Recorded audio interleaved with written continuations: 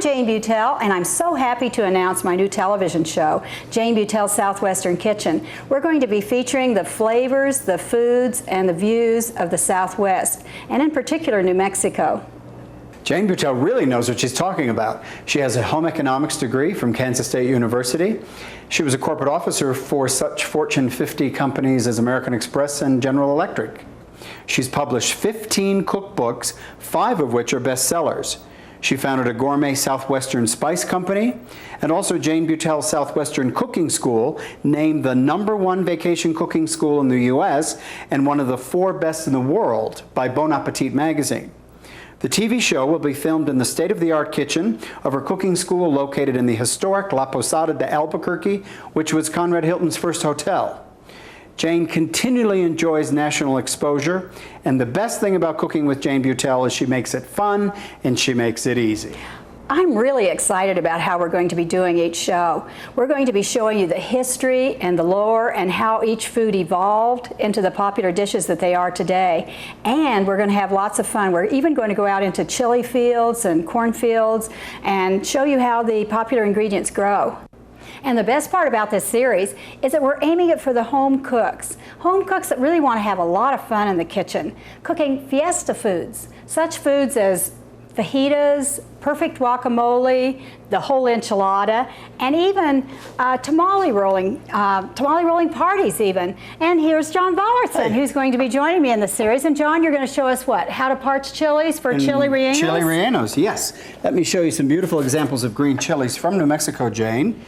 What do you think of those? You like those? Well, I think it's kind of interesting to see such a good example of the differences between a milder chili and a hotter one. The milder chili has the broader shoulders, the blunter tip, and it's lighter in color, whereas if you get a chili more like this one, it's hotter because of the deeper color and the more pointed tip and the more sloping shoulders. So let's move right along and see how we do we'll use them both, and we'll shock our relatives with hot ones and mild ones. Okay, first of all, what we want to do to parch the chilies is we want to put just a little cut here right up toward the tip. Right. And that will allow the steam to escape, and also it'll give us some place to put our stuffing when we finish. So we've done that to all of our chilies.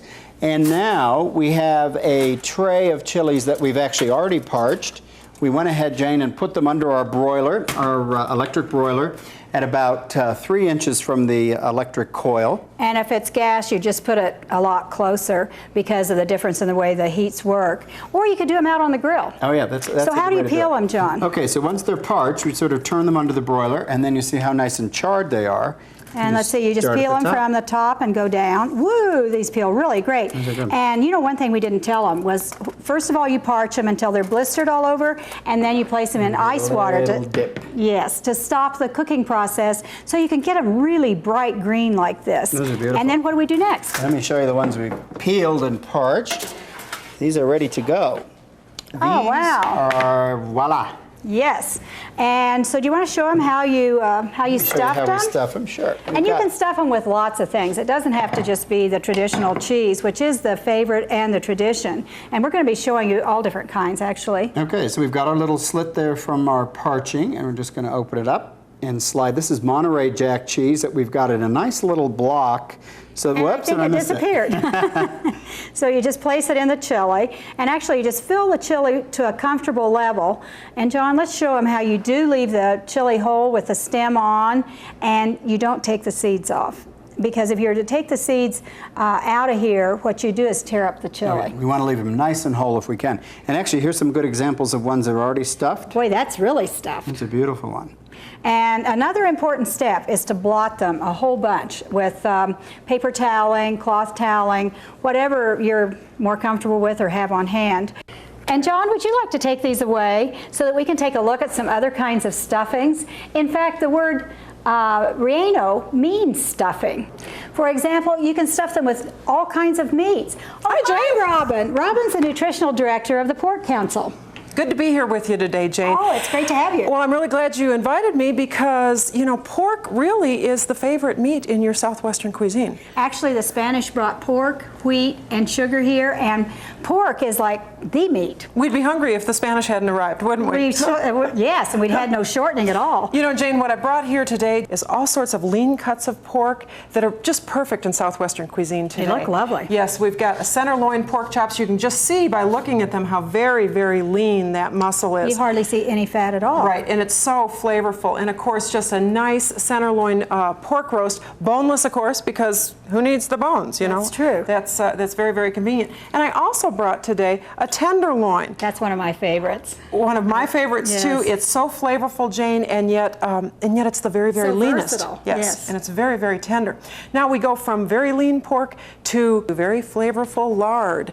I know that lard is a favorite fat. Well, it's the shortest of all shortenings, and you just cannot make tamales without them, empanadas, bizcochitos. In fact, it is the shortening of this cuisine. And one thing for people to remember is you don't have to use a lot of lard. You don't have to necessarily deep fry in lard, but just a teaspoon or a tablespoon in your beans, for example. Well, lard is actually not the culprit that, you know, a lot of people have thought it was.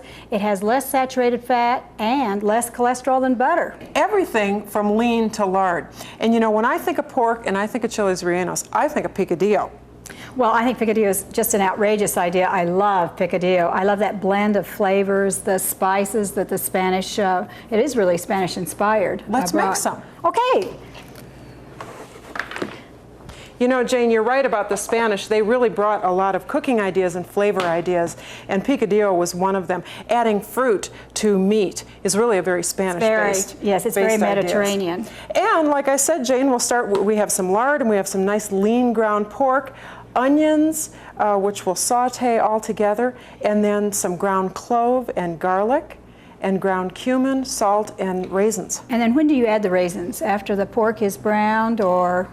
Right, and just to steam some with the Is that why you add the water? Is just so it'll get moist. Well, let's try stuffing some rellenos with it. What do you think? Sounds good. You have some chilies already there for us. We just planned ahead a little bit. In fact, do you think that one? Shall we try that one? Do you want to try doing this together? Would that work? Okie doke. Sometimes this takes 4 hands to get this luscious filling into one of these chilies. And remember, don't cut it all the way down. Try to leave it as whole as possible, and nothing beats your fingers. I agree, Jane. The best implement in the kitchen really are your hands and your fingers, especially And I think we did it. Robin, I think we did it. Fabulous, fabulous. Those will be great. And then all we'll do is we'll use that nice Spanish meringue to coat it with. Sounds wonderful. And then we'll fry them. They'll be just wonderful. These will be great. John, let's fry some of those rellenos. Alrighty, here we go. We have our fryer all heated up to about 350 degrees. And we have some of the meringue type Spanish batter. They'll be just fabulous with that Spanish pork filling. And here's some crispy blue corn batter. Oh, beautiful. And here's our stuffed rellenos ready to go, our chilies. And we'll do a little bit of each here. Why don't I start, first of all, with our blue corn Would you like batter. some of the blue corn?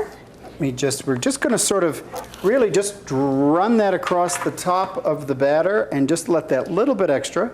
And always watch to make sure that the stem is well mounted. Yeah, otherwise we'll be wearing this. And then we're just going to slide it in, sort of a little bit drop in. And then when it Sounds rises, doesn't it? We're getting Sizzle, hungry here. sizzle. We're ready. And then we're just going to let that.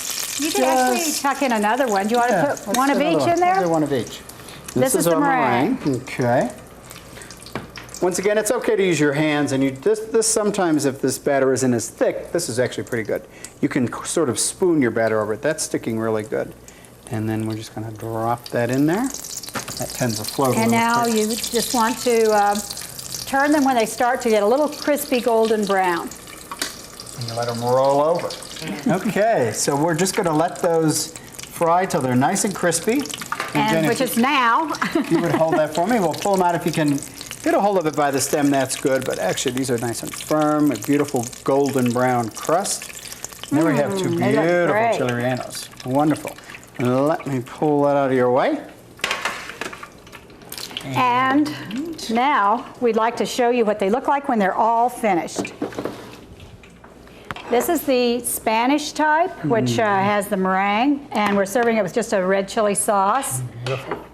And here we have the crispy blue corn crust with the Monterey Jack filling. Yum. And just some other ideas to use green chilies, which we thought you might like, which are green chilies used as a crust instead of pie crust for like a quiche, and a salad idea, and New Mexico's favorite tourist food, which is green chili chicken enchiladas. When do we get to eat? I'm starving. I think Yum. now. Let's go.